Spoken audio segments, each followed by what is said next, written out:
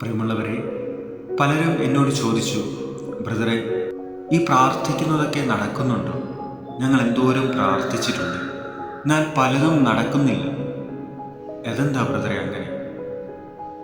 അപ്പോൾ ഞാൻ ചോദിച്ചു, പലതും നടക്കുന്നില്ല എന്ന് നിങ്ങൾ പറയുന്നുണ്ടല്ലോ, അപ്പോൾ അതിനർത്ഥം ചിലത് നടന്നിട്ടുണ്ടല്ലോ, അതല്ല അതിനർത്ഥം.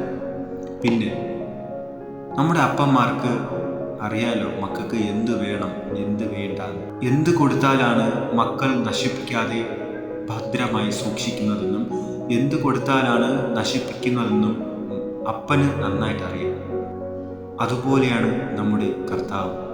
നമ്മുടെ കർത്താവിനോട് പ്രാർത്ഥിക്കുമ്പോൾ അർഹതയുള്ള പ്രാർത്ഥനകൾ അർഹിക്കേണ്ട നിമിഷങ്ങളിൽ അർഹിക്കേണ്ട സമയത്ത് തന്നെ നൽകും. അതിന് ഒരു സമയമുണ്ട്, അതുവരെ വി ഹാവ് ടു വെയിറ്റ്. തിരുവചനത്തിൽ അങ്ങനെയല്ലേ പറയുന്നത്? ചോദിക്കുവിൻ നിങ്ങൾക്ക് ലഭിക്കും, അന്വേഷിക്കുവിൻ നിങ്ങൾ കണ്ടെത്തും, മുട്ടുവിൻ നിങ്ങൾക്ക് ലഭിക്കും. ചോദിക്കുന്ന ഏവനും ലഭിക്കുന്നു, അന്വേഷിക്കുന്നവൻ കണ്ടെത്തുന്നു, മുട്ടുന്നവന് തുറന്നു കിട്ടും. പലപ്പോഴും നാം നമ്മുടെ കർത്താവിനെ ATM മെഷീനുമായി താരതമ്യപ്പെടുത്തുന്നുണ്ട്, അറിയാതെങ്കിൽ കൂടി.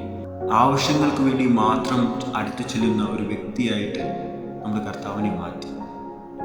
അതിനാണോ പ്രിയമുള്ളവരെ കർത്താവ് ക്രൂശിൽ മരിച്ചത്?